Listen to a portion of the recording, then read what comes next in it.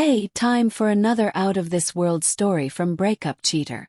They say the truth always comes out in the end, or sometimes it kicks down the door. Today on Breakup Cheater, we bring you a villain's comeback story. A tale of betrayal, exposure, and a husband's fight to reclaim his dignity.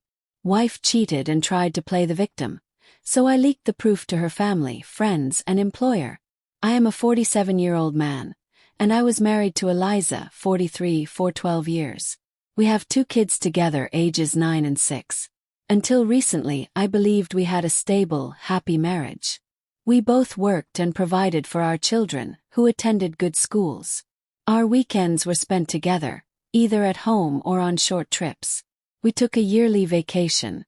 Our life was normal, nothing fancy but comfortable. Eliza worked as a sales representative for a cosmetic brand, while I was in marketing. About a year ago, she received an offer to become a pharmaceutical sales rep. It was a great opportunity with a significant pay raise, primarily due to hefty commissions. First, I was thrilled. More income meant a better life for our family. But what I thought was a positive change soon turned into a nightmare. Her job was demanding. New workspace, new clients, and new routines. Initially, her stress and frustration made sense.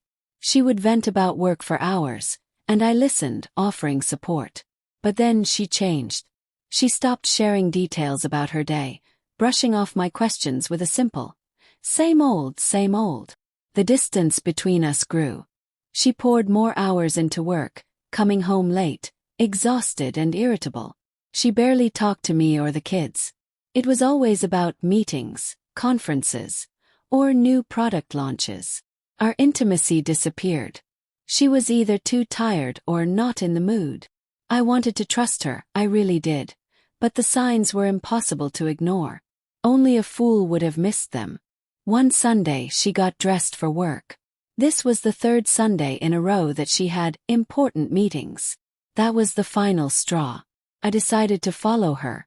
Keeping a safe distance, I tailed her car. Instead of heading to her office, she drove into a residential neighborhood and parked in front of a house.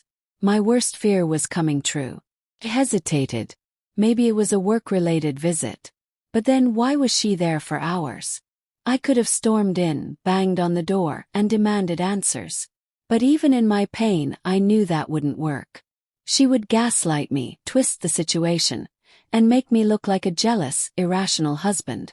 I needed undeniable proof. I waited. Hours later she came out, wrapped in another man's embrace.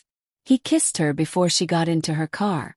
My hands shook as I recorded the moment. That was all the confirmation I needed. Over the next few days, I monitored her movements. I noted how she balanced her professional meetings with her secret rendezvous. Most doctors she visited during work hours, but there were a select few she saw outside of work, at their homes, late at night, or in hotels. She wasn't just a professional sales rep maintaining work relationships. She lingered too long, touched too affectionately, and kissed them goodbye. Not friendly pecks but deep, lingering kisses. I documented everything. Videos, photos, timestamps. Even a blind man could see what was happening. On the 3rd day when she came home, I confronted her. I didn't yell or demand explanations. I simply laid out the evidence and let her talk. Instead of guilt or remorse, she flipped the narrative. You followed me. That's an invasion of privacy. How could you spy on me like this? I was dumbstruck. She acted as if I had betrayed her, as if gathering proof of her infidelity was the real crime.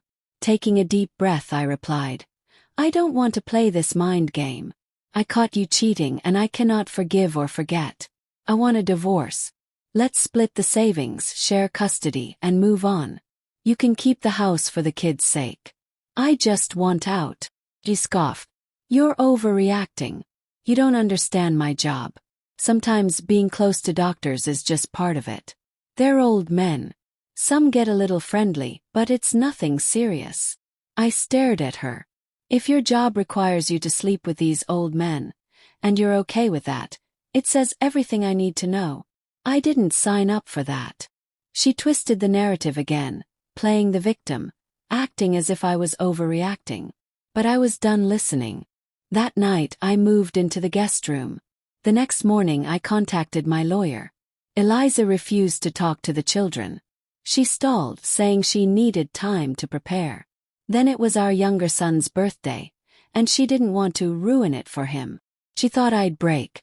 She thought if she played the devastated wife long enough, I'd cave. She was wrong. I scheduled an appointment with a child counselor and informed her that if she didn't attend, I'd take the kids alone. She had no choice but to come.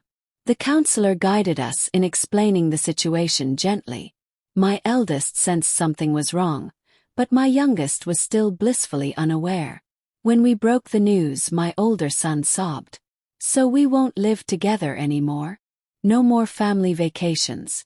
No more game nights." It shattered me. Eliza saw our kids crying and used it as ammunition. "Can't we fix this? For them?"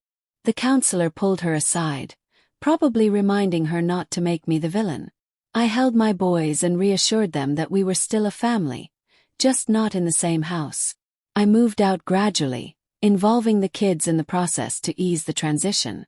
They live primarily with Eliza, but I see them often. Therapy continues, both individually for them and as a family. Eliza, however, still tries to guilt-trip me. Whenever I pick up the kids, she sends me articles and reels about children from broken homes. I ignored her at first, but when she went too far, I put my foot down. We communicate only for the kids. Don't exploit that. One evening she caught me off guard. Instead of her usual passive-aggressive remarks, she tried a different tactic.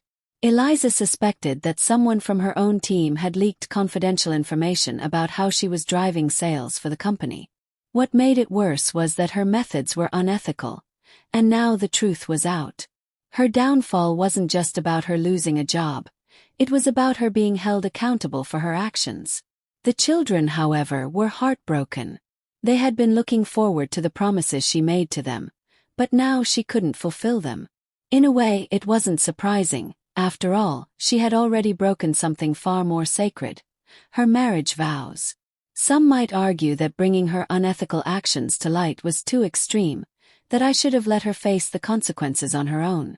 But why should she get to walk away as if nothing happened? Why should she be allowed to continue climbing the ladder of success, using the money she earned through deceit while I was left to pick up the pieces? Now that she's lost that high-paying role, she's returned to her previous job in cosmetic sales. And from what I can tell, she isn't happy about the drastic drop in income. She thrived on the large commissions she was earning before, and being separated from that level of financial comfort must be a tough pill to swallow. As for the children, I know many of you have suggested that I fight for sole custody. Believe me, I've considered it. But right now, I don't think it would be the best choice for them. They still have their home, their routines, and some sense of stability, and I don't want to take that away from them. They've already been through so much. If in the future they ever express that they want to live with me permanently, I will fight for them without hesitation. But for now, I refuse to use them as a tool for revenge. They deserve whatever little happiness they have left. I'm still in therapy with them, and we're all trying to adjust. It will take a long time before I can say with confidence that we're truly stable again. But I'll keep pushing forward. To those who might think that what happened to her was an act of petty revenge, let me be clear. She lost her job because of her own unethical choices. She played dirty first, and this was simply the natural consequence of her actions. A career built on deception was bound to collapse eventually. Stay strong, Owie. You didn't destroy the family, she did. Thank you for joining us today on Breakup Cheater. Be sure to like, subscribe, and hit the notification bell so you don't miss our next video. Until next time.